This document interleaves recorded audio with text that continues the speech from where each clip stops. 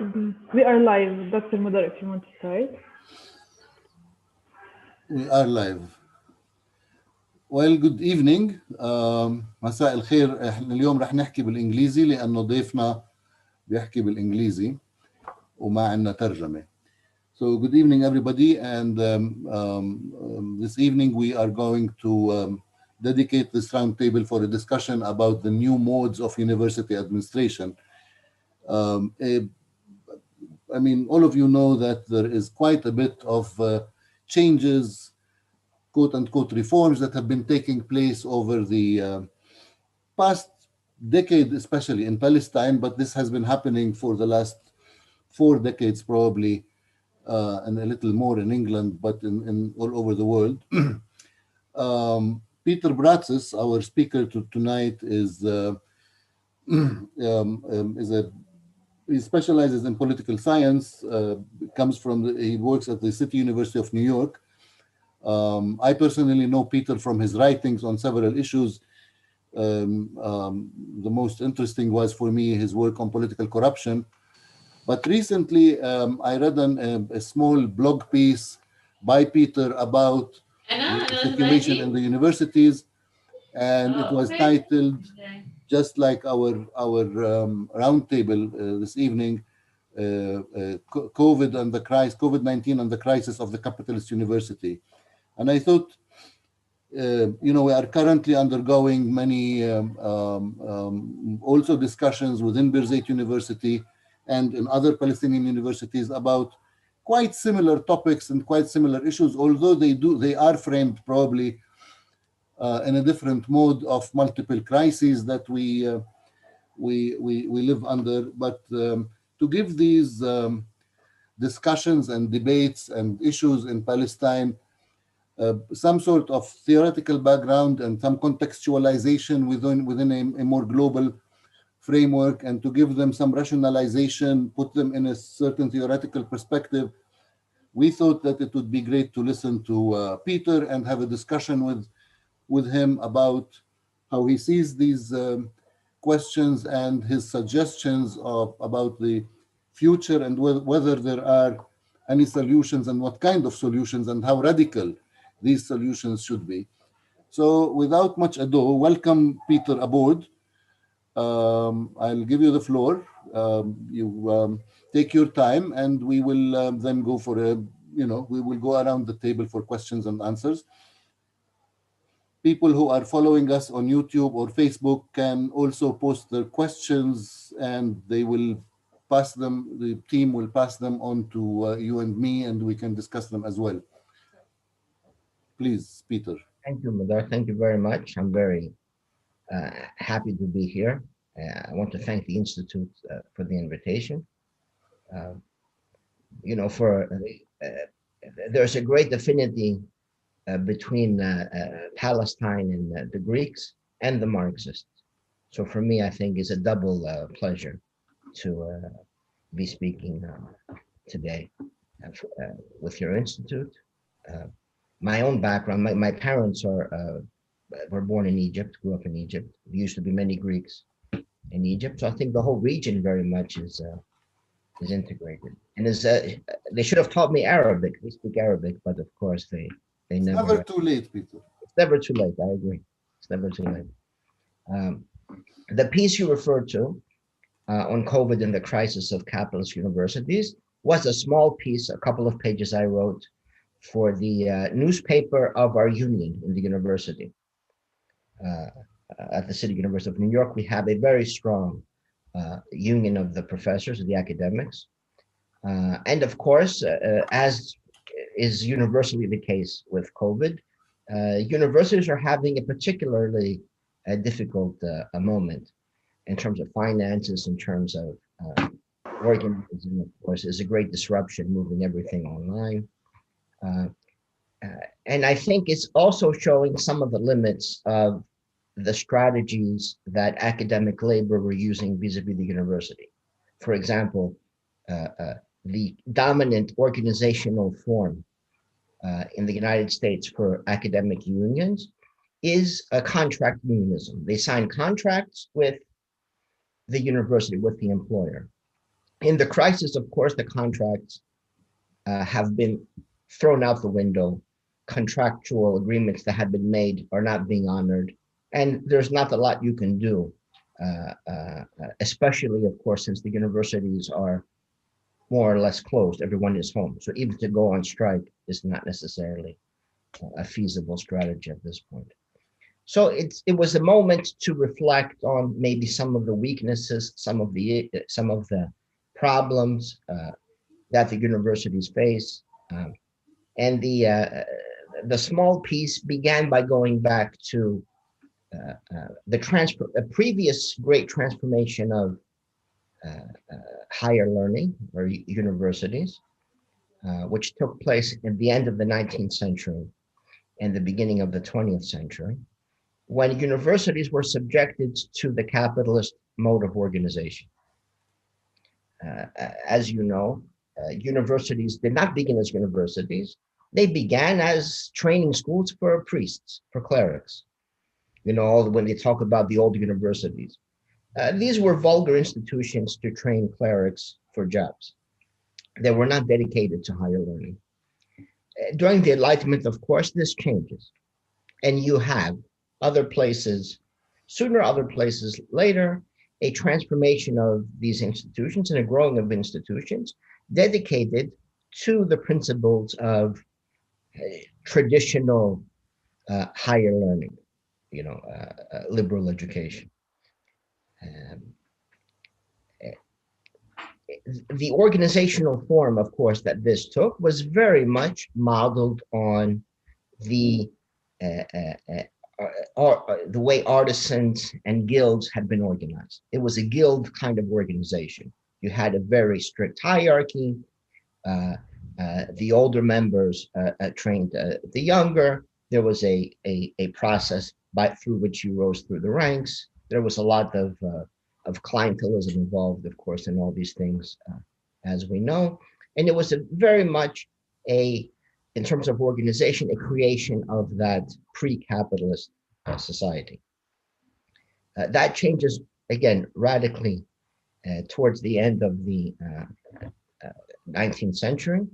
A very good book on this, I would say, is Thorstein Veblen, The Higher Learning in America, on the conduct of universities by businessmen, is the subtitle. And he traces it from about 1894 to 1928 in the United States, when this transformation happens. And you go from this pre-capitalist artisanal kind of organization to one very much molded on industrial norms. So as we know, the university today is very much a reflection of industrial forms of organization. Everything is standardized.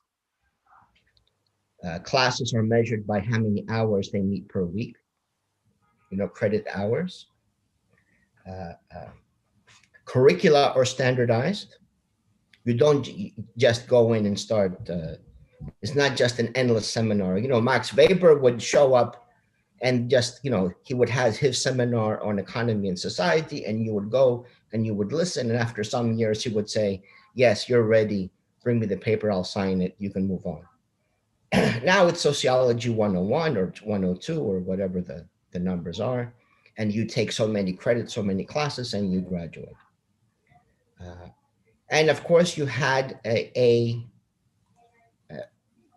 by standardizing the curricula, you also created academic specializations. I think it's a very common misnomer to think that academic departments or disciplines or subdisciplines correspond to different objects of analysis. This is not really the case, I believe. And obviously, there's nothing you can do in sociology that you can't also do in anthropology or political science and so forth. It was really created as a way to standardize the curricula, to standardize academics, and to make them interchangeable. So if you have someone who does sociology of culture, they can be fired because they retire or whatever, and then you hire a new person of that specialization, and it's like the workers on the assembly line. You need one who does theory, one who does culture, whatever the thing is, and then put together you have some kind of a curriculum. So this standardization was very much a way to break the power of the academics. So whereas the academics used to control the universities, before this transformation where the organization was brought in line with bureaucratic modern business, Yes. this was no longer the case. You had professional administrators who did not teach, obviously. They organized and coordinated, and you needed coordination because now you had this disparate curriculum with these various specialists teaching their very narrow fields.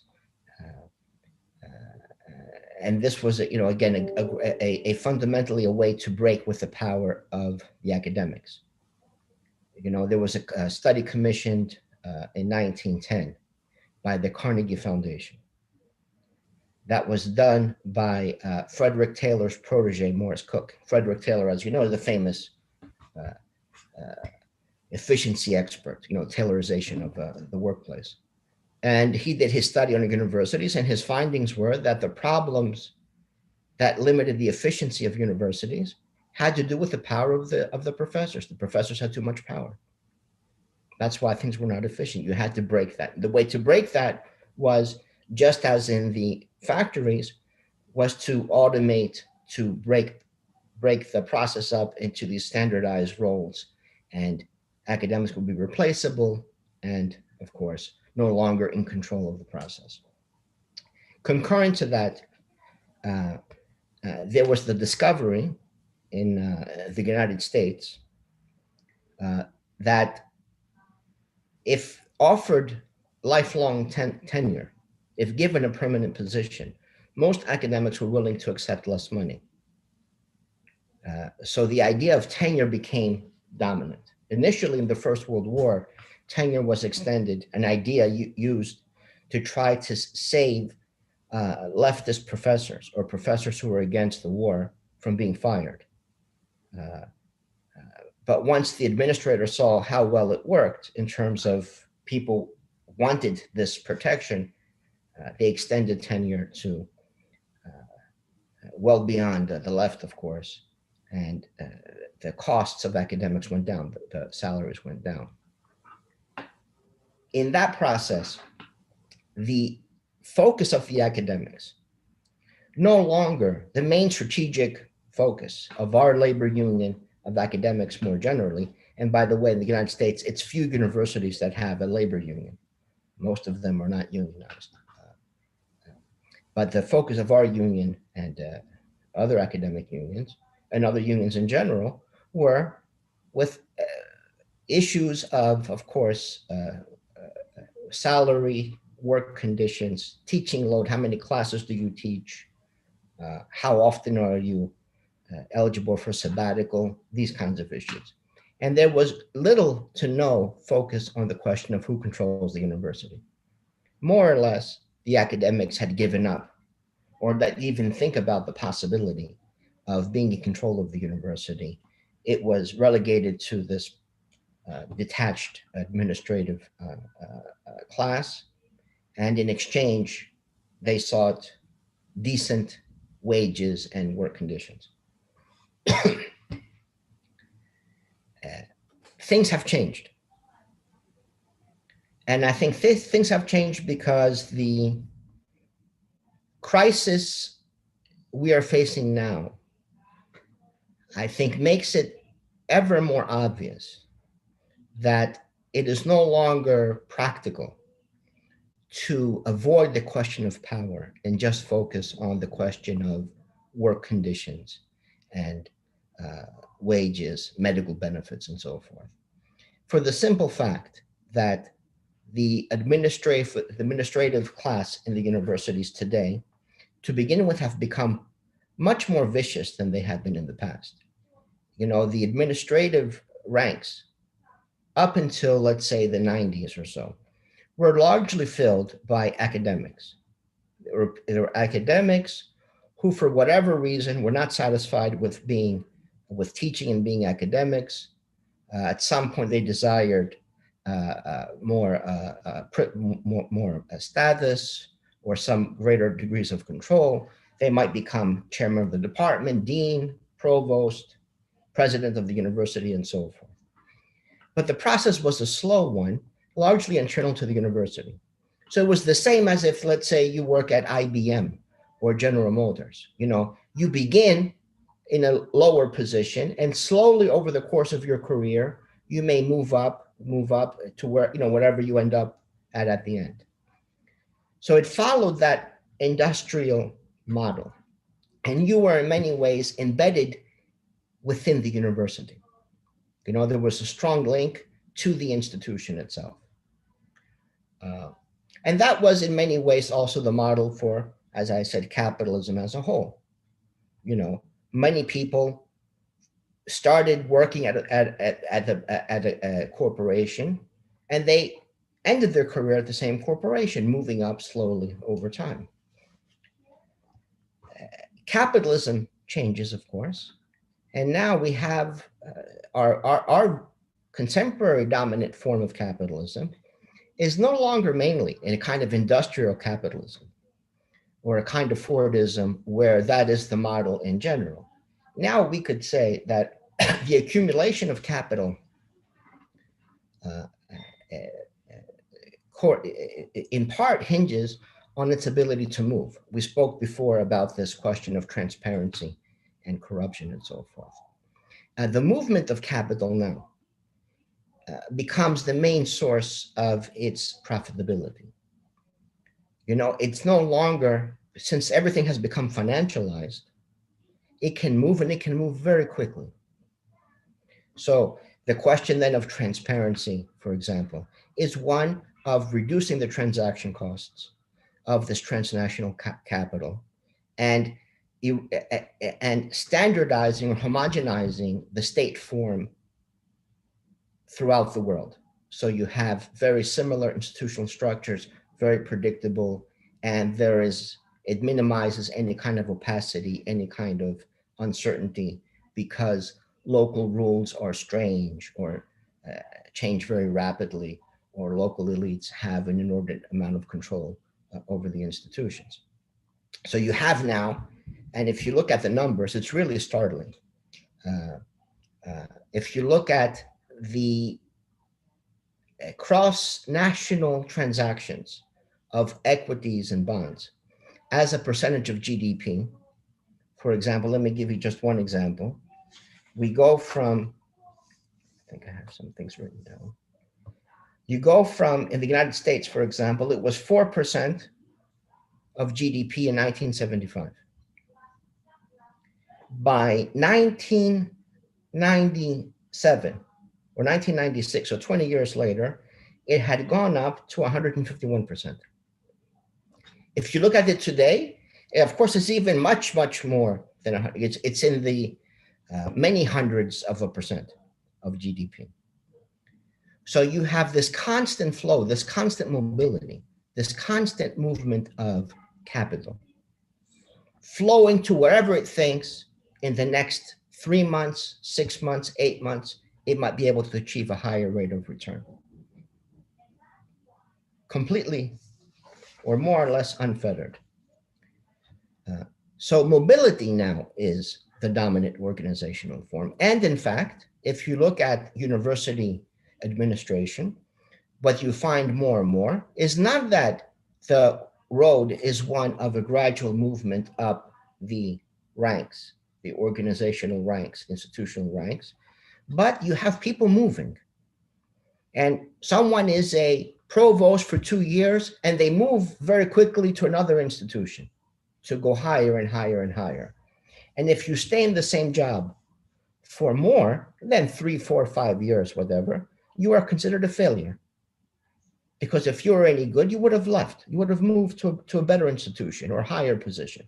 The fact that you stayed, it means that you are a loser.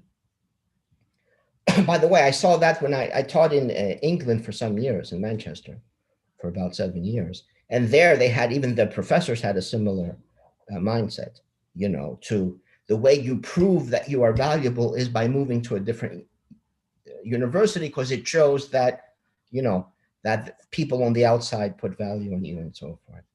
So this is now the dominant model. This has, again, very many repercussions, because to begin with, it means that you are less and less and less embedded within the institution. And if you make decisions that end up having damaging repercussions, it really is not that much of a problem for you, because you'll be gone anyway. In 2 or 3 years, you'll be gone somewhere else, and whoever is left behind can deal with it. That wasn't the case 30, 40, 50 years ago. So not only do we have now ever more an administration that is more and more and more embedded or disembedded from faculty. You have that separation, of course, as you had the beginning of administration from faculty.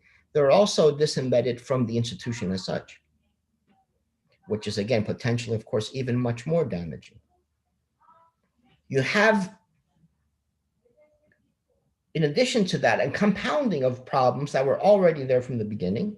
And again, Veblen is masterful in explaining all these different tendencies, where there was a focus, of course, on publicity, on prestige, ranking.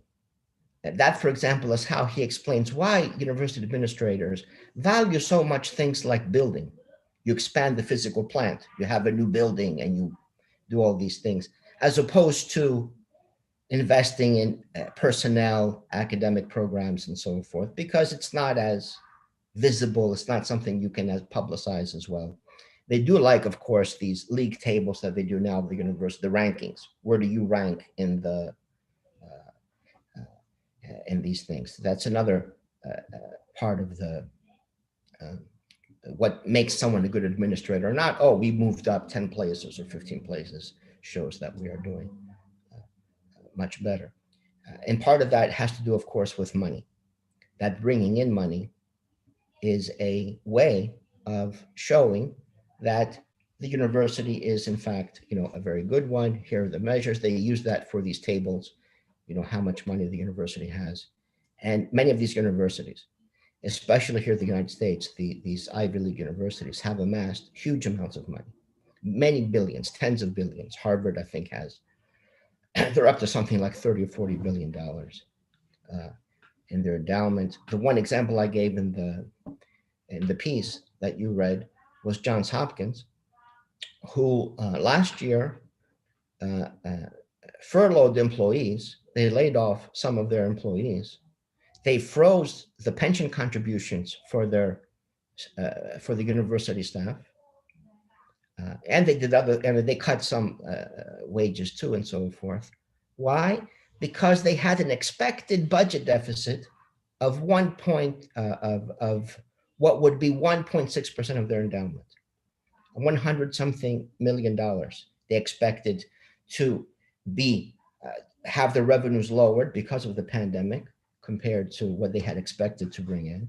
So in order to address that, they had to cut all these millions in benefits and in wages to the employees, because the 6 billion could not be touched. The 6 billion was in the hands of these Wall Street investors, and it was tied up in various investments, and you can't just sell things to pay the pension benefits of some professors.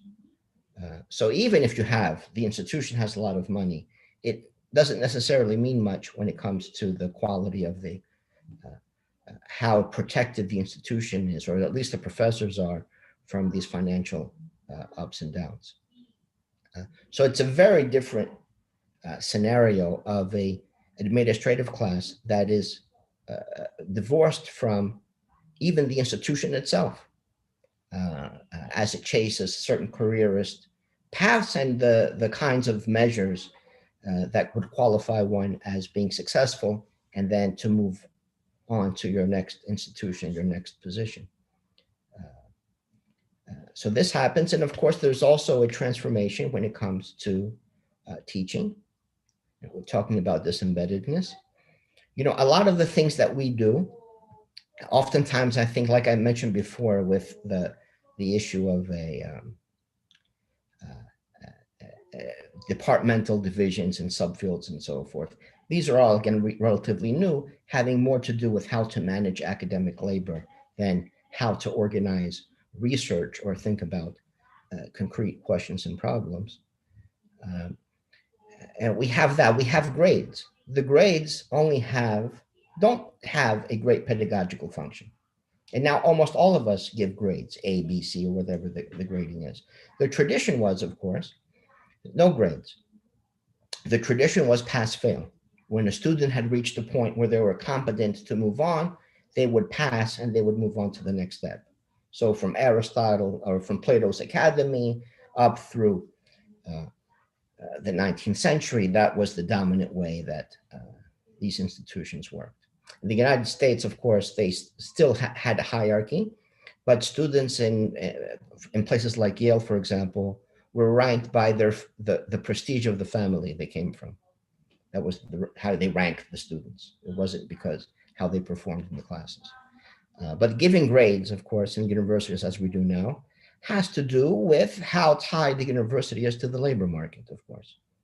That there is a sorting of students that takes place, and through the grading system, there is a judgment about who might be the better person to hire or the better person to admit to a professional school, or who to give the scholarship to, and so on. So it doesn't help students necessarily learn, but it's important to the labor market. And many other, of course, dimensions to this. The standardization of assessment, again, industrial model. And I'm always shocked to see how many people take seriously some of these questions. Footnoting styles, and they grade the students on footnoting styles. You know, you put the title in italics, but it should be underlined, or vice versa. You know, I say, do you think Freud or Marx ever would have said, it's not a bad piece, but you use the wrong referencing style, you know, use APA and it will be better. These are formalistic, it's industrial, you know, par excellence as a way of measuring. The illusion of objectivity, the way they do these, what they call them, where you specify how the grading works, not the matrix, there's another word they use. Grading metrics, that's what they call it. Yeah. Yeah, if they have them, for example, in England, they had them everywhere. Rubric, maybe. Yeah, rubric. They had them everywhere. And it said, a 90 to 100 is outstanding use of whatever, you know, readings. 80 to 90 is excellent. 70 to 79 is very good. And I would say, it seems to me these are synonyms. Excellent, outstanding. What is excellent? What is very good? Still, it's completely subjective, of course, or largely subjective. What in your mind is a excellent use of the literature, or my mind is an excellent use of the literature. And the rubric really has no great function, other than, of course, it is in the spirit of standardization, industrialization.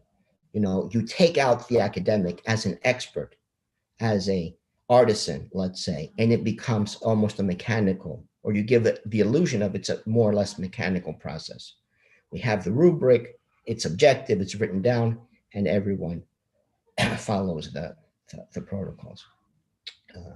Which, by the way, is in many times simply a much more clever way. As you know, it's the same in Greece. They have very, very specific rules. So, for example, if I want to hire you in the Greek university, it's a very, of course, because of clientelism and all these other things, is a very bureaucratic process, you know, has to be objective, has to be this. But so how you do it? I say, Mudar, I want to hire you in the university. Let's make the job advertisement exactly so it fits you. So then, of course, objectively, you were by far the best person to fill that position. But because from the beginning we had designed, you know, I think the best person on this is Edgar Allan Poe, the poet, who has the best, I think, analysis of transparency, of how transparency is a way of hiding things, let's say, in the famous story of the purloined letter, where, as you may remember, the story is that there's a letter that is stolen. And the person knows where the letter is. It's in an office, but not where in the office. So they break into the office and they tear the whole place apart. They open all the books, check inside every book, tear up the floor to look under the floor everywhere. They can't find it. And it was sitting on top of the desk in a stack of letters. That by making something visible, you hide it even more, which is, again, often what happens through these procedural, bureaucratic, transparent processes. You hide the truth by making everything so obvious, and or you hide the reality of the corruption, which is, because how can you have transparency about what the motivation of someone is, what goes inside their head? It's impossible. So you make it about the rules, the procedures, rather about the substantive issues. So all of these things, the traditional industrial academic model, as problematic as it is, and it is very problematic, even that now seems like a paradise because things become even more vulgar due to this process of deterritorialization, disembeddedness. So now, for example, what is one great threat of higher education that we see playing out through things like Zoom and so forth? One big threat is the idea that everyone should have a very individualized curriculum tailored to each person's learning styles, which is another one of these contemporary catchwords. And it'd be much more cost effective to have all the content online. Students can, at their leisure, through a smartphone or their laptop or whatever, you can be on the beach, you can be in the coffee house, you can take your classes, then you take an exam, you pass the exam, you have the college credits. So it's a great effort to detach the question of university education, higher education, from even universities themselves, to standardize curricula, the best curricula, they will say. I had a professor from Harvard who does not know me. He sent me an email this summer saying, here are my lectures for a class like the one you teach at CUNY. Use them if you want to. Instead of doing your own, you can use mine if you want to. And it seemed very strange to me. I wrote him back. I say, well, why wouldn't I just teach my own class? Why would I use your recordings? Oh, just to be helpful. I want to be helpful. But I think this is now the new idea that an institution will say, we have the best professors, the best lectures from Princeton, from Oxford, and so forth. And for much less money, we'll give you access, you can take the classes. The professor will have nothing to do with the class, of course. There was a situation this year where students were taking classes with professors who had passed away. The professors were dead, but they were still teaching the class because, of course, the university had all the recordings of their lectures, of the classes. So the students were watching the professors who were dead already teaching the class. And then there were some graduate students, who knows who would read papers and do the assessments and so forth. So it's not difficult to imagine sometime in the near future, there can be Pearson's, some big publishing houses, or various institutions offering degrees completely online, all the lectures pre-recorded, and they have some company in the Philippines or in India paying people $5 an hour to grade papers, to answer student emails, and that will be the university education. So even worse than the vulgar bourgeois university of the 20th century. It will seem like a paradise in comparison. And all these things are happening, very quickly. So the main point I wanted to make in the piece that you referred to was that we have to abandon contract unionism We have to forget about the struggle on salaries and how many hours you teach a week and so forth as being the main issue. And we need to fight for power. We need to control the university. Because unless we control the university, because the academics are still very much embedded within the institution. We still are embedded within the institution. Our interests, come closest to being the interests of the institution as such, or the mission of the institution as such. And we need to be in control. Otherwise, the prognosis was there will be no more university. Either the universities will be controlled by the faculty, run by the faculty, or they will cease to exist in any meaningful sense. There might be a few left. I'm not far from Columbia University, it's just up the street here. Places like that will still be around. Why? Because for the wealthy people, they will want not online seminars, from 10 years ago from someone at Princeton. They will want the old-fashioned face-to-face interactions that universities have, real, face-to-face universities.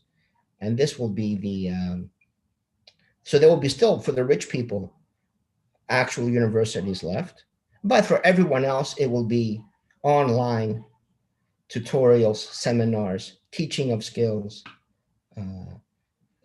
Part of this online movement is on the heels of a transformation of the role of students. Students are no longer students. Students now are, sometimes they are investors, sometimes they are consumers. So you have the question of both student satisfaction, how satisfied the students are with the experience of the university. They like the campus, they like the buildings, the food in the cafeteria is okay, the professors are nice to them and so forth.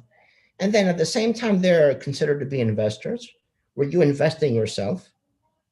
Etienne Balibar has made the observation, which I think is very correct, that contemporary capitalism has inverted the traditional Marxist formula, that capital is labor. In the Grundrisse, Marx says, of course, the only difference between capital and labor is time. Capital is dead labor, right? Capital is labor that has already been expended. It's externalized. The capitalist version of that argument now is that labor is capital. You are in capital. You invest in yourself. So you as a student are investing in yourself.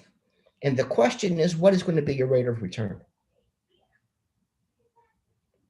So when you think in terms of rate of return, number one, it means you're not going to study art history, philosophy. These things are stupid. Why? Because you don't get a high rate of return.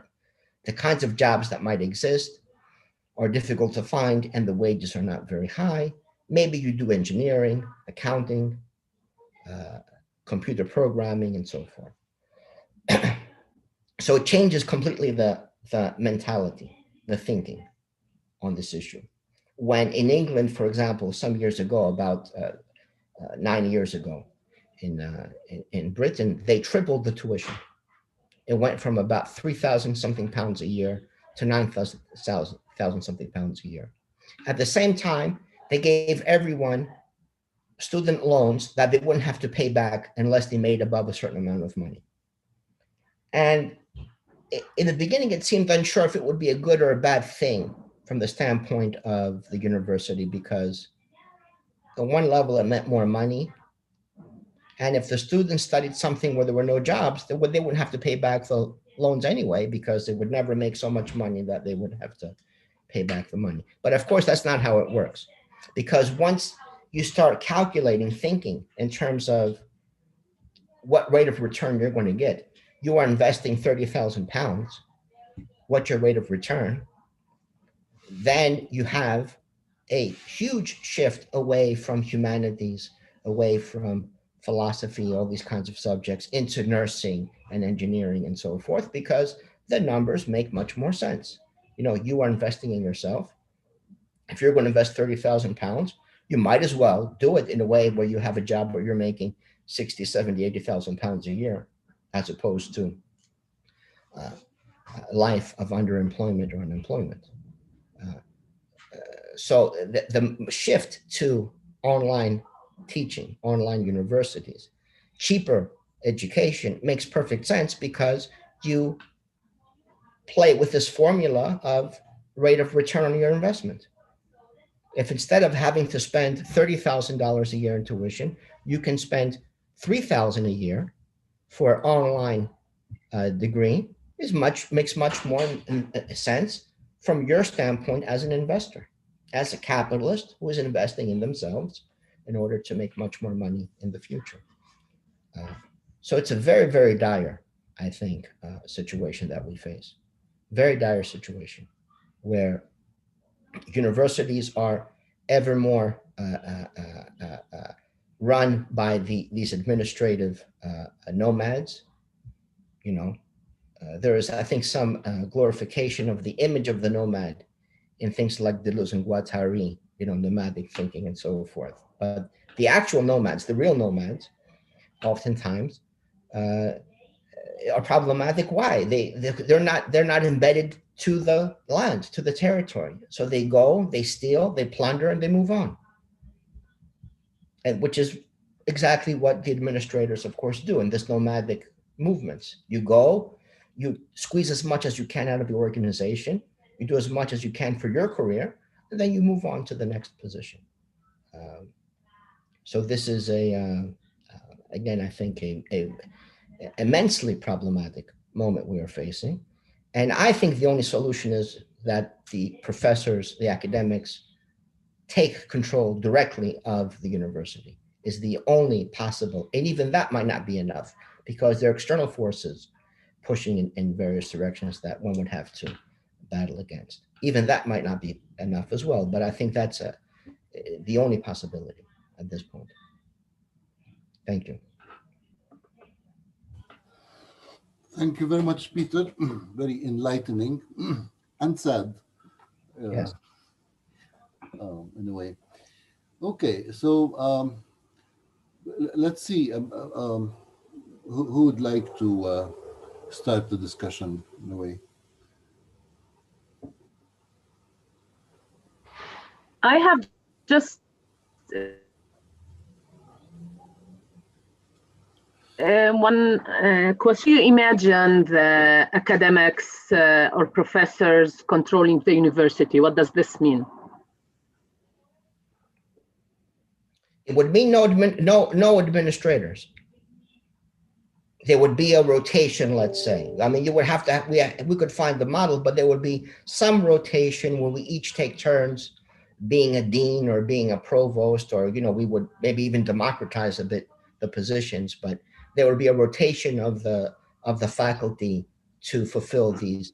There are always administrative roles to fulfill in the university. We wouldn't get rid of those, but we would get rid of this separated group of people who man those positions and are in opposition to the institution and to the faculty. Well, maybe we can delve a little deeper onto this question, and there are probably three kinds of questions I would pose about this. First of all, I'll give you an example. In Birzeit University, we are still pretty much in this rotation kind of thing. So people get appointed as deans, vice presidents, and then they, you know, finish their term. Sometimes they drag a little bit, but also often they just finish their term and they come back to teaching and etc. But this did not stop the administration from moving their mentality, although they are rotating, but the mentality has changed, and they, you know, like, so what you've mentioned about, you know, looking at the prestige, at the ranking, at the media. Yeah. One of the funniest things is that university websites have less and less and less information in them. They have many more pictures, many more success stories, so to speak, but much less information. If you look at the kind of marketing university, there's the way they they advertise themselves and etc. This have been shifting. And I fear that part of the shifting does have to do with what students want from the university or what they think they want from the university. The other problem with democratizing the university, we've been discussing this, and not so broadly, but we've been thinking about it. And one of the problems is mediocrity. So how do you ensure that there are generations of academics who would also like to have less hours put into teaching, especially that the income is not so high, and they would like to free their time to do something else like consultancies or whatever off campus, so to speak. And we do fear a system that is not meritocratic anyway. And the third question, or the third thing that I would like just to raise, I personally was thinking, maybe I briefly had a very brief discussion with Lena about the idea, how would you imagine a cooperative university, like that functions where it's a cooperative of all the faculty and staff in it, and maybe the students as well. Did you ever think about this? Yeah, there's a number of problems. To have a cooperative university where the students not are shareholders in a sense, but they have a very active voice or are equal footing with the others, is a problem because equality or democracy is not possible in technical issues. So if it's a question of we're building a bridge, we're going to build a bridge, you cannot do it in a democratic way because there are people who know very well how to do it and people who have no idea. So when it comes to questions of the good and the bad, when it comes to politics, you can have equality because no one knows the answers. You have your opinion, your argument, I have mine, and there's no objective answer to the question, what is the best way to live? And so that's why, as Aristotle says, that's why we have politics. We have politics because nobody knows the answers. We're not gods. We don't know the answers. So we come together to try to figure out as a group what we think is the best way of living together is. There you can have democracy. If it comes to teaching Max Weber, we cannot have democracy because some people know much better than others. And even if formally you have some democracy, de facto, they will be the ones who are making the decisions. Or hopefully they will be the ones who make decisions. Otherwise, we'll have, all kinds of stupid things going on. But you can have so when it comes to curricula, when it comes to content, it's difficult to do like that. When it comes to administering, you can have because it is technical, but is not a one where we cannot include people of various specializations or backgrounds and so forth. The students can judge what they are best at judging, which is, of course, the subjects they want to study, what questions interest them and so forth. They know much better than we know what for them is interesting and engaging and what kind of questions motivates them and not. So it has to be done in a specific way because you don't want to, you can't undo the hierarchy of expertise when it comes to what people know. So I don't think the cooperative model necessarily is, maybe it's a way to address the question of cost, how much money it costs for the education, which is, most places, of course, is free. The tuition is free for most students, but that's not true everywhere. And here, at least, as you know, and it's not only the United States, student debt is a huge business. It's a huge money-making business. Students are investors. They're also debtors, of course, and they feed a lot of money into the banking system in this way. So maybe on that, a cooperative can answer some questions. But in terms of organizing and running the day-to-day university, I think is not the model.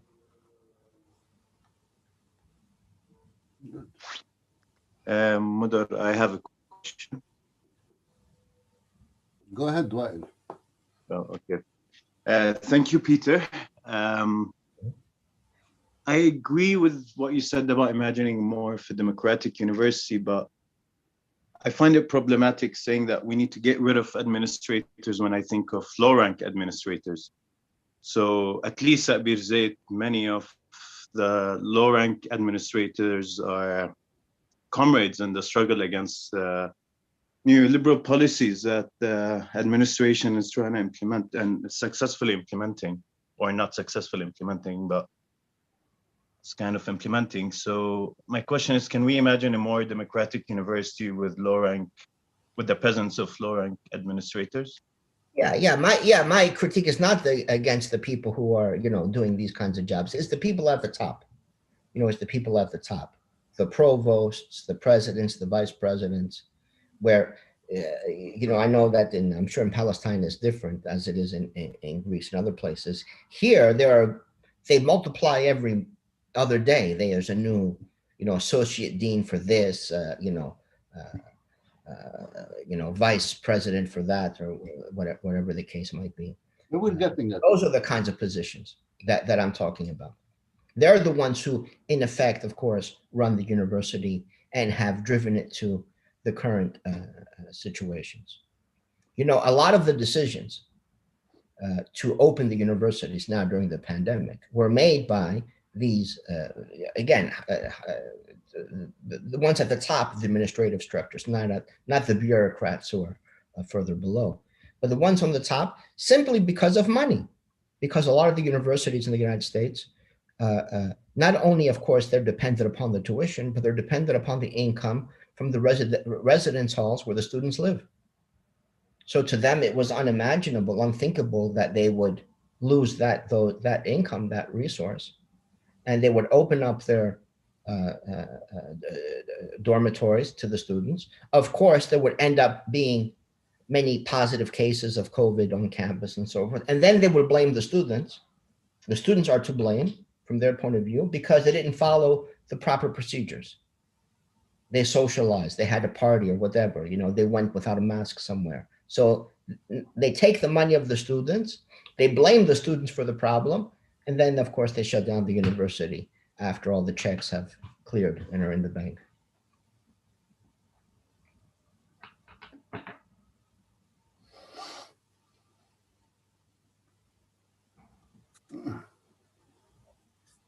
So let me ask Rana a question. I mean, Rana, can you see much of a difference when you talk, say, about Columbia and Birzeit in the context of what Peter is talking about?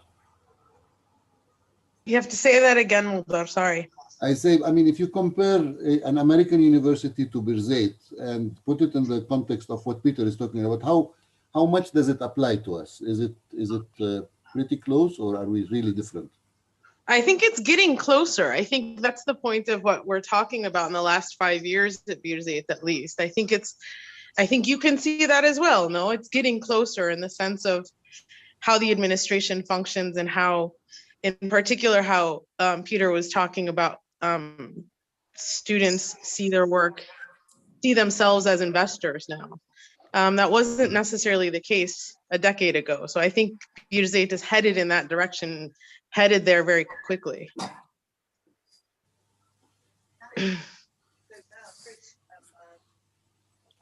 Maher?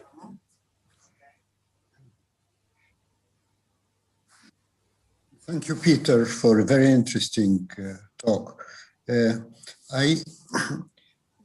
problem that comes to my mind is how can you have a university which is democratic, which is controlled to a certain degree by the professors themselves and with face-to-face teaching, and at the same time affordable to students from, with limited resources.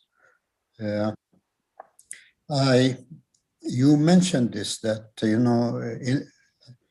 finally the online degrees will be much cheaper, and so they will be much more attractive to students who are poor, who don't have the means to attend face-to-face universities. So this is a problem probably that will stay with us. I don't know if you have any ideas about this. It's a problem that we've always had here at Birzeit. How can you provide a quality education and at the same time provide it not so expensive, at an expensive rate? Yeah, well, obviously, the universities have to be publicly funded. I mean, in terms of the overall economy, universities are never a very costly, let's say, or a very expensive proposition. The numbers I've seen, for example, in the United States, Greece, which is not the wealthy, I mean, it's wealthy compared to many places, but Yes. not as wealthy as it used to be, still has, of course, free universities, and they run about 1.5% of GDP is the budget for universities. Here, it's much higher and they're expensive, but it would take about 70 to 80 billion a year, the numbers I've seen, to make every public university in the United States free, tuition free. So is not a crazy, I mean, it's money, but it's not an unthinkable amount of money, 70 or 80 billion a year for an economy as large as the United States. Yes. But the first question is, of course, what do we mean by the university, or what is the purpose of the university? Because if the purpose of the university is credentials for jobs, then the calculation is different. And if we have some fundamental dedication to higher learning, to thinking as a good unto itself, regardless of its utilitarian, values. I'm always appalled when I hear that the union and the university administrators justify the university by talking about how much tax revenues the graduates generate. Our graduates pay X amount of taxes per year to the state, and it's good for the economy, and it's good here. Because there's never a discussion about the value of thinking. We are here as an institution, and it's not always utilitarian. The book I referenced before by Veblen, Higher Learning in America, he has a great line where he says the barbarian is distinct from the savage on the one hand and the civilized on the other, because they are complete pragmatists. They're complete utilitarians. If you can't eat it, drink it, smoke it, it's of no utility. That means it's useless. We as academics, presumably we're on the other side. We consider thinking to be the highest of human attributes. If you don't, then we have a problem. You see what I mean? So if the idea is the university should be here to facilitate the economy, then maybe online universities are fine. But if the idea is that we have to encourage thinking and new ideas and exploration of the world, then it's worth putting some money into it and so forth. Although a lot of the money is wasted on things that are superfluous to that project. Yes. What is the title of the book you mentioned again, please? The Higher Learning in America. Okay. 1919, I think. It's very early, but yes. It shows just how long ago this whole process has been going on. And Veblen and others disgusted with the way the universities were moving, which again, from our standpoint, the universities then would have been paradises compared to what we have now. They were so disgusted that they left and they started the New School here in New York City, the New School for Social Research, as a reaction. It was Veblen and it was some from Columbia, leftists and so forth. They started a new university to be run by the professors to, maintain the old fidelity to higher learning.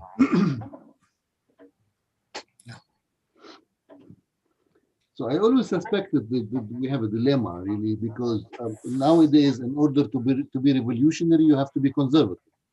You want to stick to the old, yeah? Yep. Yeah, in some ways. And, the academics really is a very conservative function, is in a way like the old idea that you tell the stories of the generations who came before, it's a objectively conservative function within the society in many ways, that it's passing on the knowledge of the previous generations. But it can be done, of course, in a left way or a reactionary way, potentially. So, Jihad, can we ask you how much does this resemble Beirut? What you've heard here?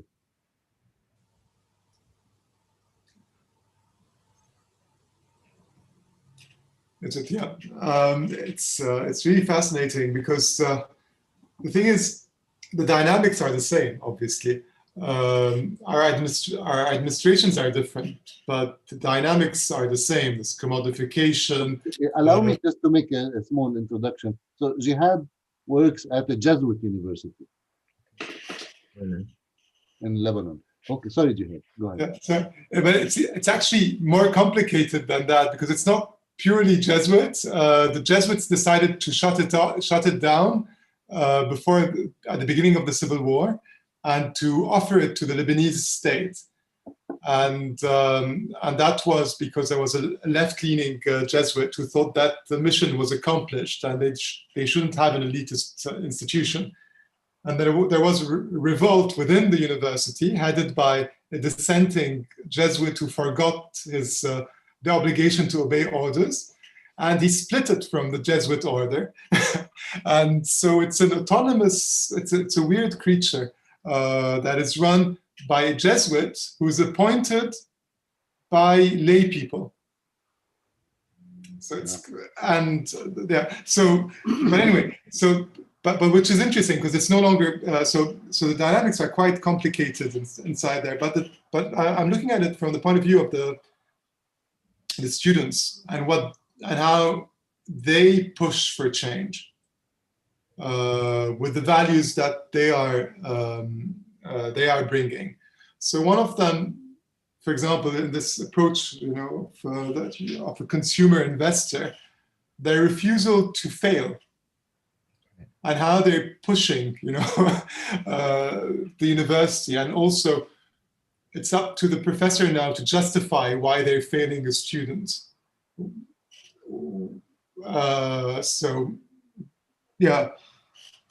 So from this point of view, I can see a lot of similarities. With COVID-19, we had the same indecent proposals as you received, professors from France, because we're a French-speaking university, our universities telling them, no problem, they can take our online courses, we offer them to you for free, which means no job for the for the staff that's in Lebanon, actually. So a lot of things are really echo, and obviously we're involved with Birzeit University and other universities around the region in a common program, and we have a very strong push to standardize, just to have a common language. So also the dynamics you mentioned, I'm actually one of their proponents within this program because my function is to standardize. So I'm a bit of the black sheep in this conversation. So it's really fascinating, but I was wondering if a way out couldn't be going back to something popular. In French it's called popular universities. I think they called folk high schools in English and in Germanic languages, which so as this approach of late 19th century structures that are totally academic centered and open to a larger audience with an obligation to teach and not to necessarily provide, they're not in the same, provide a job at the end, because they were initially thought of as an adult organization for education. So I don't know if there's something there that could be explored. But again, I don't know, I'm a bit lost, because then you mentioned the question of democratization. And by democratizing completely and giving an equal voice to students, as you rightfully stressed, who who is not on an equal par with a lecturer who has the knowledge, but by giving them this impression with all these new tools that we have today, the inverted class, etc. So so it puts us on a kind of the conservative end of the conversation, which I'm still lost in. So I'm sorry, it's very blurry, but I didn't realize how conservative I was, but also quite reactionary. So, so thank you a lot for opening my eyes to my reality. Well, I think some things like this are possible, but it's possible within the structure of an already existing university system. So we have, for example, here an institution, the Institute for the Radical Imagination is the name of it. And we do seminars and classes for free or for very little money, and students can come and learn all kinds of things, but we're all paid by the university. So we do it for free, but I can do it for free because I already make a good salary from the university. So I could, spend one afternoon a week teaching things. Stanley Aronowitz, myself, Michael Pelias, is a group of us who do this. And I think it doesn't answer some of the questions, because this idea of, let's say, adult education is very popular today with the notion of lifelong learning. I don't know if you have already the contamination of this language, because when I went to frighten the right-wing academics, I say, after the revolution, we're going to send you to the lifelong learning camps, five-year curriculum to re-educate you. What is the idea of lifelong learning? That it doesn't mean that when you are 50 or 60 or 70, you should go read Aristotle. The message is you have an obligation to keep an eye on the labor market. And if you see that your job is in fact tenuous, if you are a taxi driver in New York City today, for example, you should be looking ahead, and you should see that, in 5 years, all the cars will be automatic, self-driven. The computers will drive the cars. There'll be no more taxi drivers left. So you should come to the City University of New York, continuing education program, and you should remake yourself in a way where you're valuable to the labor market. That way, in 5 years, you won't be unemployed. You will have retrained yourself in something that the labor market values, and you can be employed. If you are unemployed, it's your fault. If you're unemployed, it's your fault. So it's part of this, when I talk about this embeddedness, the company no longer has an obligation to you. The economy no longer has an obligation to you. You have to be self-reliant. You have to always change yourself in ways where you are employable, you're valuable to the labor market. And if you don't, it was your own fault. I think we need something much more radical. Some of my friends teach in the prisons, for example, and everyone says the best things about teaching in the prisons because it's a wonderful experience. No one has to work. None of the students have to work.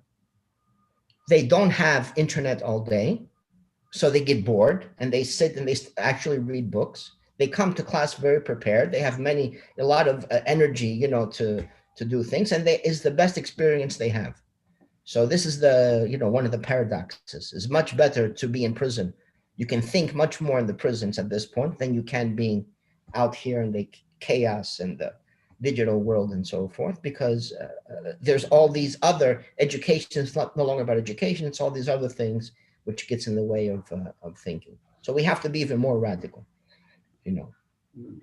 university communes, or, kind of who knows what, or guaranteed income where you could spend your 10, 20 years just working on, Spinoza or whatever your passion might be. Some years ago, I read the biography on Keynes.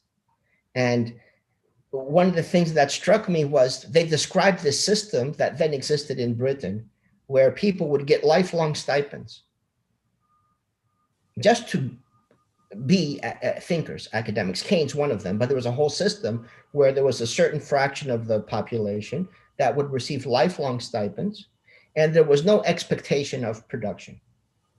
Maybe some people wrote masterpieces, others ended up not doing anything of consequence. You know, that's the way, of course, the process works. Not everyone can be a Keynes or something like this. And, you know, sometimes you see someone, they do nothing, and then after 15 years, they publish a masterpiece, or they write, you know, a brilliant poem or what have you. But they put money to have this population, and certainly we could do even more, because today, as you know, the demand for labor is objectively much less than it was 50 or 100 years ago, certainly. You know, the machines do a lot of the work that people used to have to do. And there's no reason why we can't take advantage of that. So, Peter, we have one question that is coming from our Facebook viewers. It's Dr. Lada. He's asking, what do you think? So he says, learning medicine in Germany is free of charge up till now. So what do you think of this? Learning what? Even medicine, he says. Well, higher education in Germany is free. Free. Including the, you know, prestigious kind of specializations. Yeah. Well, of course, it should be free. Not only free, but maybe, like I said before, the students should be paid to be students. Give them, you should have a stipend, you know, with no expectation of, in exchange for this money, you have to publish X amount, or, you know, do this or do that. It should be open-ended. Okay, and we have one more question that you probably can read over chat, but I would like to postpone it a little bit. Let's hear Bassem. It's about students, and I would like to add one more question to it, to bundle them in one issue. But maybe Bassem, I thought Bassem wanted to say something. Okay, hello, Peter. Thank you very much for this very interesting talk. Listening to you is giving me the impression that you are asking for not basically empowering the professors, but almost pushing them to the point where they replace others, which is a very, very ambitious and a very complicated mission, bearing in mind that professors themselves is not a homogeneous body. It is a very, very heterogeneous in terms of affiliation and in terms of interest. And so I'm really wondering what kind of tools, what kind of means, what kind of approaches would you recommend for such change to take place? Bearing in mind all those difficulties. In addition to that, of course, if it's a trend, if it's a global trend, such a trend is not the same all over the place. In the United States, it's not as it is in Germany, or in Norway, or in India, or in Palestine. I mean, we are aware that the gigantic dynamic that is governing the whole process is a global one. There is no question about that. But there is a sense of particularity that each university setting is subject to and needs to react to. And by the end of the day, it has to respond to immediate local inputs. So bearing that in mind, I'm really wondering what sort of means or methods or approaches that cross your mind to bring about a degree of change that could at least give us some hope or leave us with a degree of optimism. I mean, the kinds of decisions that I'm suggesting the faculty should be making, and they should be the administrators, have to do, of course, with money, the investments. You know, like I say, like in the example from Johns Hopkins, if faculty were overseeing the endowment, it would not be the case that they would say, let's fire people, let's lay off people, let's cut the pension contributions, rather than taking 150 million from the endowment to make up for a temporary loss of revenues.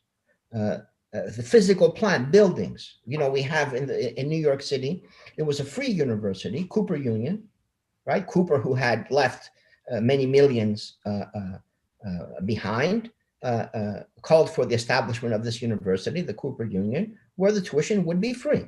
All the students would go for free. They hired a president of the university who decided that they had to build many new buildings to show how great the university was. They borrowed hundreds of millions. Of course, then they could not pay it back. So what do they have to do? They have to start charging tuition to the students because the endowment was not sufficient to cover the borrowing of the money and so forth. Now, the faculty had been very much opposed to that process. We're very critical of that process. The administration went ahead and did it anyway, and the consequences were, of course, quite disastrous. Similar situation happens now with the New School. The New School built a brand new building on 13th Street and 5th Avenue. They borrowed hundreds of, something like $300 million. They borrowed it. And of course, now with the crisis, they're having great difficulties. They were talking about shutting down the graduate schools and the PhD programs and all these kind of things, trying to save money. Again, if the faculty had been making the decisions, that would not have happened. So, and I agree with you that, of course, the faculty is a very heterogeneous group. I mean, so are the administrators in some senses, but regardless of that, my position is there's so much more embedded into the institution that the probabilities that they will wind up making as bad or as disastrous of decisions is much lower.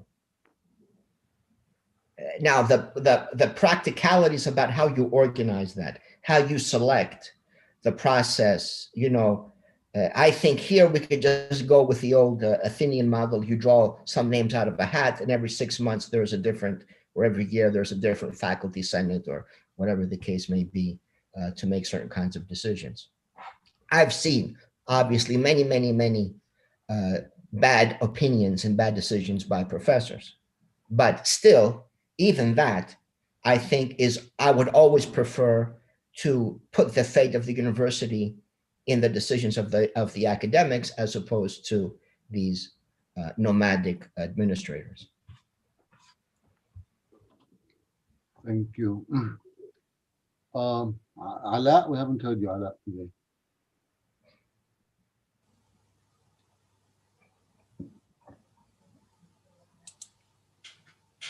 Here's a fake image, Peter, of one of the Birzeit University buildings. Oh, very nice. Behind Ala. Very nice. It's an old picture where Birzeit was closed by the Israeli military occupation. So students used to study outside. It's kind of protesting the military. I mean, my kind of like point, and in a way, I mean, we noticed that like kind of the expansion of the market on destroying all form of social institutions, and that's like a trend that happened from 200 years up till now, and it's ongoing, and now it's kind of like also expanding toward even modern institutions that was built part of the market even itself, part of the bourgeoisie formations in a way of the 19th century and now until now. So that the kind of dilemma that we are kind of living in is that in the case of Palestine, that's what I want to add, is that we have this kind of neoliberal environment combined with settler colonial project that's actually, and the absence of a state or absence of public bureaucracy that theoretically should support education. So it's kind of more complex in so many ways here. And therefore the universities can to survive in such situation is actually in a way it's a miracle, because we depend so much on the income that's coming from the tuitions from the students, and therefore it's kind of ongoing kind of cycle obstacles that we face as academics and as academic institutions in the case of Palestine. So it is a comment more than a question. I mean, I think in many ways, the situation you have there in Palestine is foreshadows what will happen, I think, in many other places, because by historical fate or whatever, you know, by the particularity of the Palestinian situation, it was completely disembedded, right, from not only, of course, from the state of Israel, but from the broader flows of capital and all the rest. So the problems of this embeddedness have been, I think, problems you've been facing for much, much longer than what's happening here. Other things are maybe not as not the same in terms of this kind of bureaucratization and formalization that has been taking place here for so long. But that, I think, is something that you are much more familiar with and had to endure. So the universities here and elsewhere will become more and more like, I think, what you've been facing in Palestine for all these years. And here, of course, many universities will be closed. There's no question about that. Good. So I would like to come to the question of students. So we have a comment here, which I will read it because there are viewers who are not on this Zoom thing. Okay. So it says the identity of Birzeit pre-Oslo is completely different from the post-Oslo identity. One of the ultimate objectives pre-Oslo was to have a strong student movement that is conscious of the political challenges around us and the occupation. Birzeit was unique in providing an education that signifies patriotic revolutionary issues. In the meantime, we have more of a global curriculum. Actually, I would say even our curriculum is quite neoliberalized in a way. It's oriented towards jobs. The idea of employability is now dominant amongst the professors themselves and not only the university administration. But what worries me more is this kind of probably that something that is related to having education as a consumer product. So students want to consume degrees. They would just want to buy them in a way.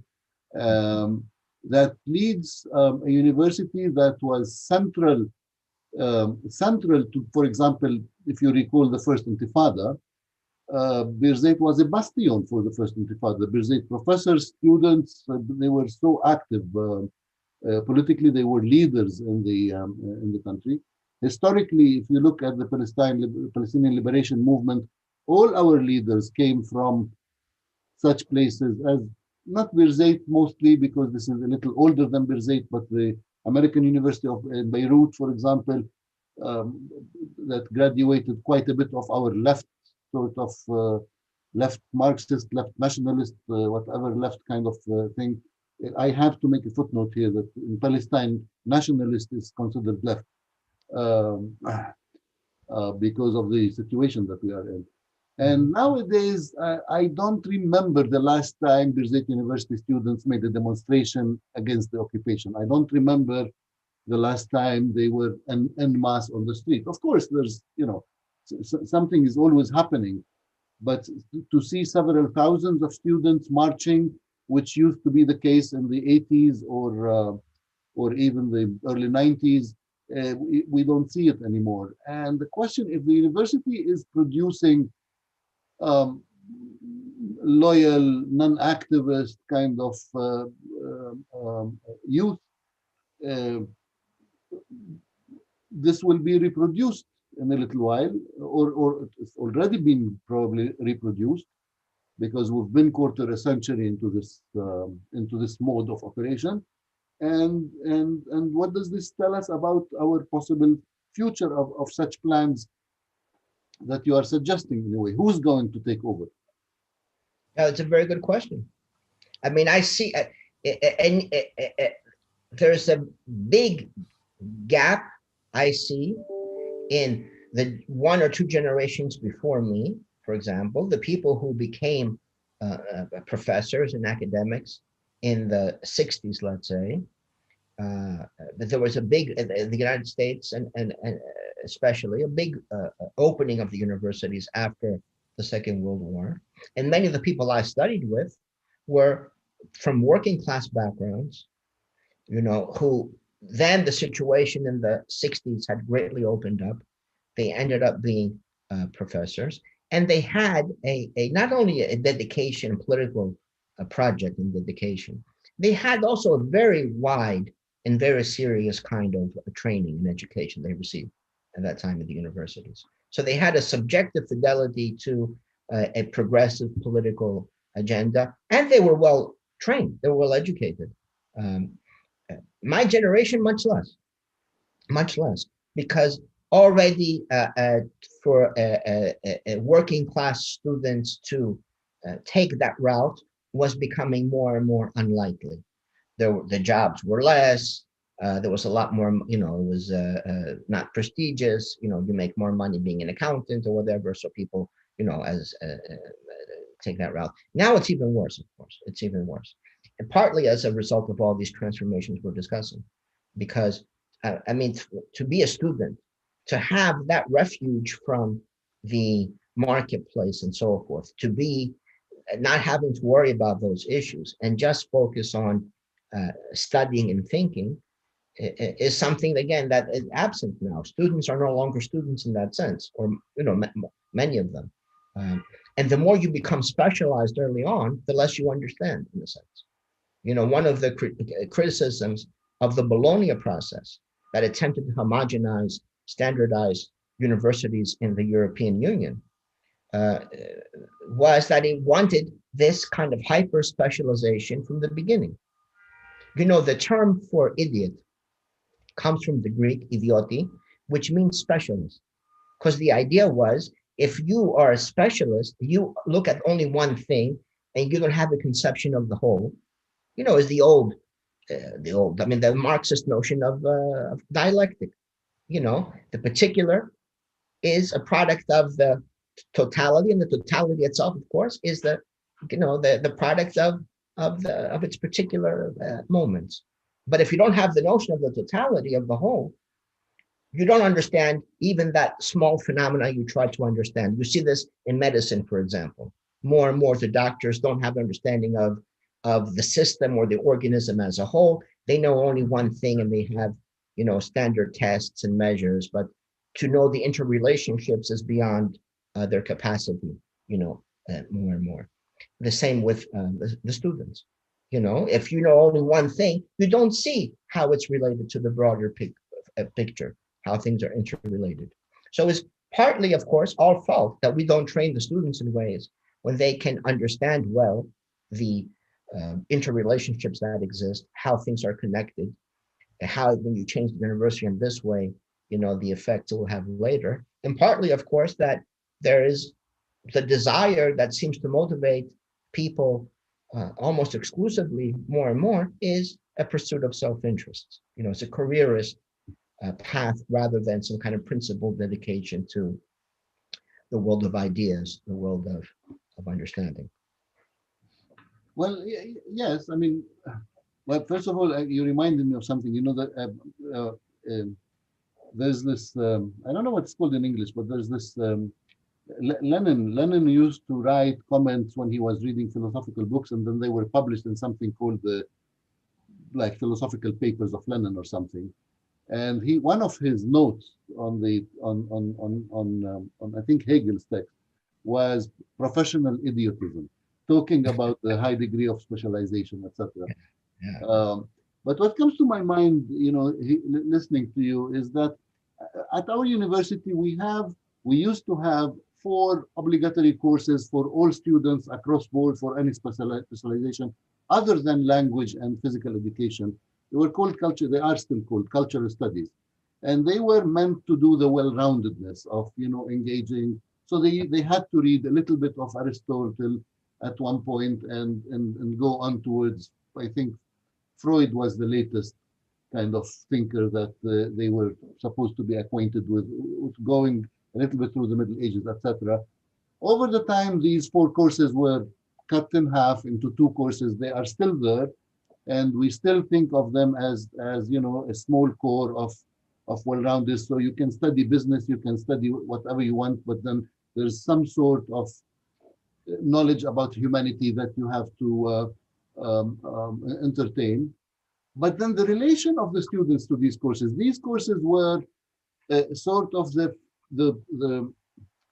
Hyde Park of the university. So students would come, discuss whatever they want. They would discuss them in the cafeterias and in the dorms, and they would come to class a little more prepared. Nowadays, these courses for most of the students are a burden that they feel is unnecessary, etc., because they are career oriented. So I'm not sure if it really depends on us, you know, what we do to what you call train the students. It's a dynamic of the university being surrounded and actually captured by the market, captured by the mentality. More and more, you know, I usually would, you know, joke with my students, telling them that, look, this is a class, we're not on Facebook. You have to say something more than you agree or disagree, like or not like. You need to analyze a little more, etc.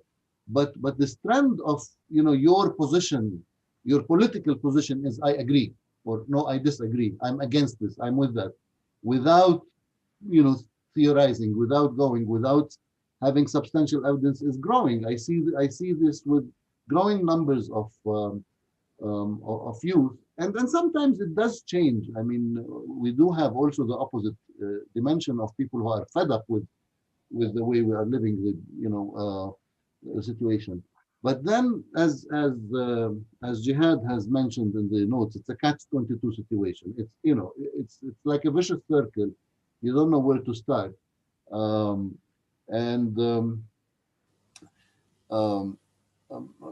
don't know. I mean, do you have a perspective of? So, I mean, suppose we tell you you are the leader of the upcoming reform of higher education. What would you start with?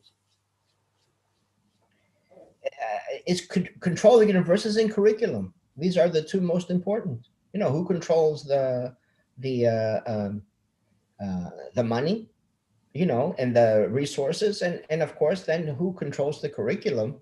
Because in the United States, and I think many other places, there is a real emphasis on access. Who has access to the university? You know, is it open? Is it affordable or free, and all these things? And that's a very important question. You know, but the other question is maybe even more fundamental, which is the curriculum, the content. Because many people go to the university, they have access, and they get a very bad education, a very poor education. So it has to be, I think, a very rigorous, serious kind of education. I teach, you know, we're a working class institution, City University of New York. You know, most of our students come from families that make less than $50,000 a year and so forth. You know, it's not expensive. It used to be free until 1976, when New York City went bankrupt and the state took it over and started charging tuition. It used to be free up to that point. But still, it's relatively affordable. It's not these crazy, you know, tuitions you hear about in the private universities. And in many ways, you would think that the students would be completely focused on how to get the job, because they don't come from families with a lot of money. And I mean, that's true often enough, but it's really shocking how many students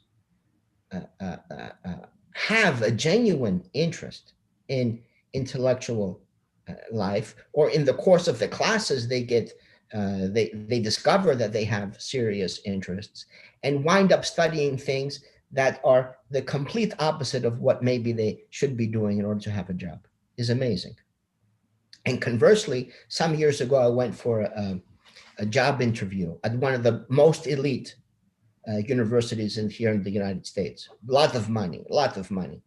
And the students come from very affluent backgrounds and so forth. And it was a 2-day, you know, a 3-day interview process, very involved.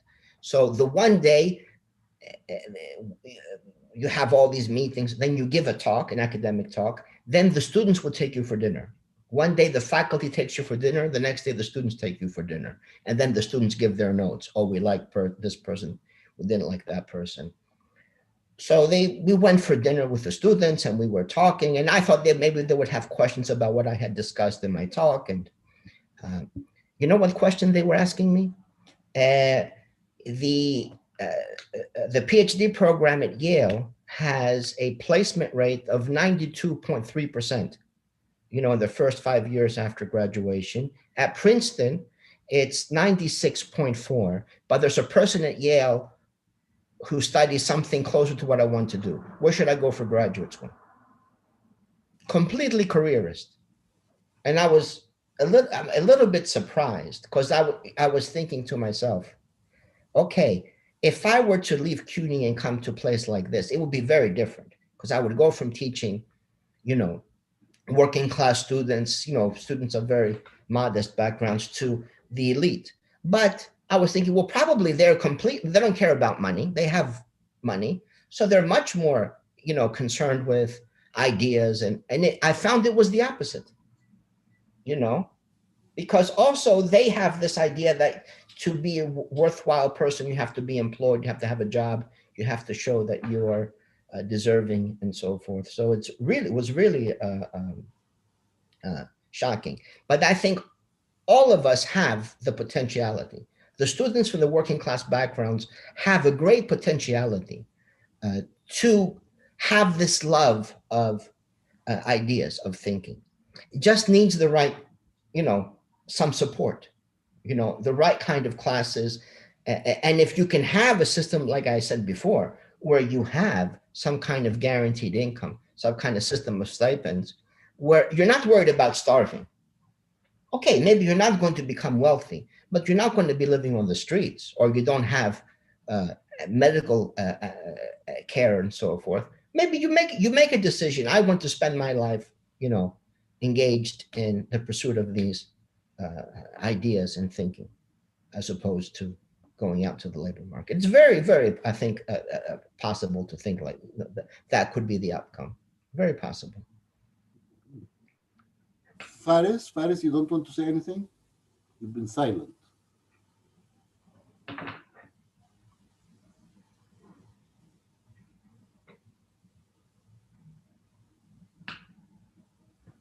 I don't see him.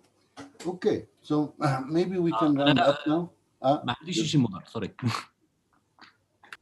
He was almost talking about you, people who change their specialization. This is most people I know. Here it's a trend. People finish their bachelor degree, find out that it's useless for a job, so they seek an MA in a different track. That's quite frequent. Okay, Lena, would you like to, since it's a unionist discussion, would you like to say something before we close, or on closing? No, but like just reflecting on all what we heard, I think that it comes to the question that we need a radicalization of life itself. So it's like, it's not the university as such. The university is just part of this whole social life we're living in. And in order to be able to do or to think of models for the universities and for the union workers and all of this, it is organically related to the whole society and the ideas that are becoming mainstream in society.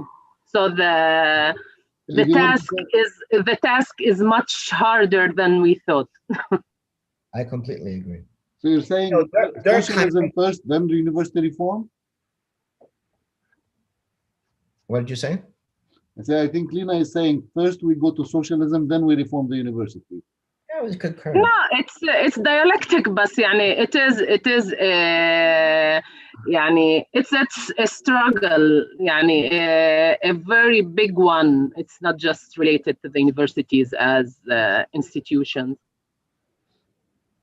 Yeah, but the thing, Lena and everybody, I think, is that there is an intellectual leadership role that stays within us, not because we are university professors, but because we are, entitled to talk to the youth. We as Peter says, we train them, etc. So there's a role, a specific role. We're not a simple part of the populace only, but we do have a very specific. I'm not going to say specialized, but a special role in this track, and this is what we need to find our way to. Peter, what do you think?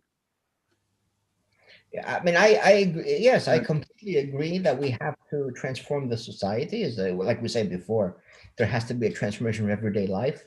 For that's the measure of transformation.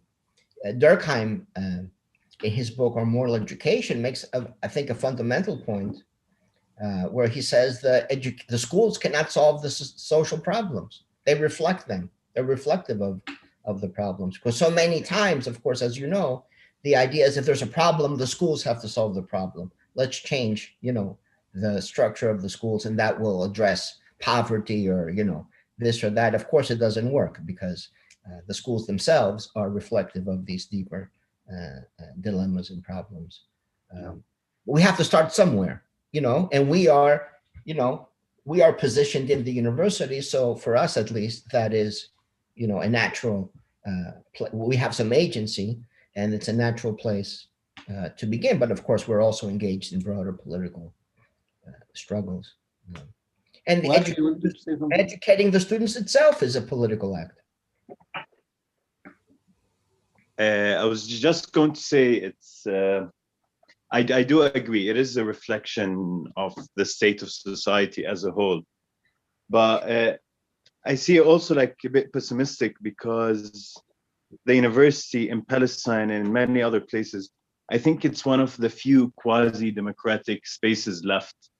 So if we wait until the arrival of socialism, then I think by that point or like before, we might lose these spaces, and we're kind of like losing them right now.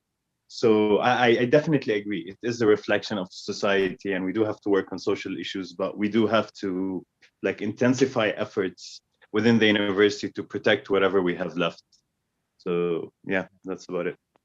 Yeah, but that was me trying to put words in Lina's mouth. This is not true. I mean, of course we have to be radical. Yeah. Radical does not mean jump to the last step before you go to the middle one, right? Yeah. We have to engage. Well, I think it's great. Bassem, I need to, Bassem, can you open your camera, please? Peter, Bassem is the editor of the book where your piece will be published. Where this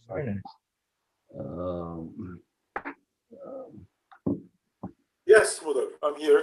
Yeah, so you've seen the translation already, I think. Yes. Peter, thank you for that paper on political corruption. It was a key work for our project.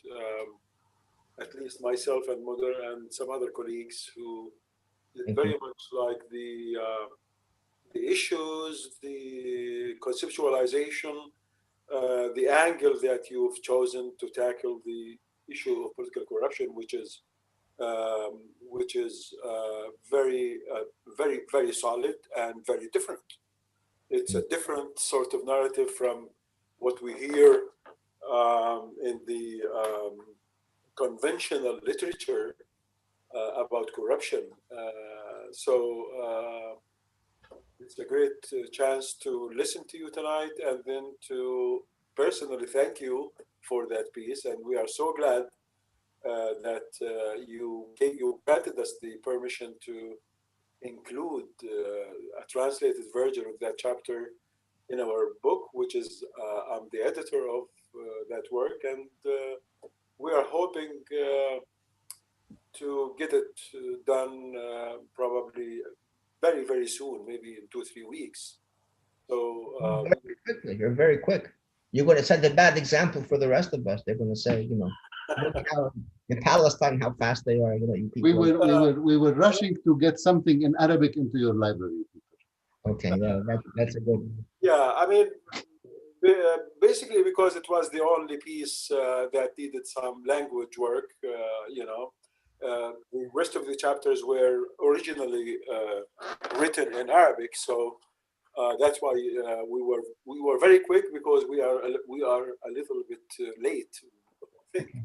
Well, thank you very much. Like, you know, Yeah, thank I you. said before, anytime I can collaborate and do things with you, be my great pleasure, because of all the places in the world, of course, where there is some political solidarity and anything else, it is, I think, first and foremost for us, Palestine, above all else. Thanks, Peter. We do need solidarity. We're fed up with aid. We're fed up with technical support. We want solidarity. We do need it, and I'm sure we will get back to you. I do have several ideas, but we need to talk separately about this at some length about what we could do together, etc. Okay, so let me thank everybody, and we're only 26 minutes late, so it's okay. Thanks a lot, Peter. Thanks, everybody. You do know that this session was recorded, and it will be on Muwatin's channel on YouTube.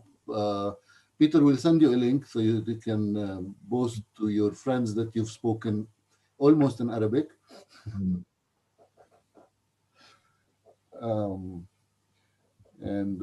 So it's noon in New York. So good night in Ramallah and in the Middle East, and good afternoon for Peter and everyone else over there. Thank you. It's been a pleasure, and I think it was a very useful discussion. I think we have to take it up for our internal discussions at the Birzeit community. And maybe one day we will hear about sort of some global academic plot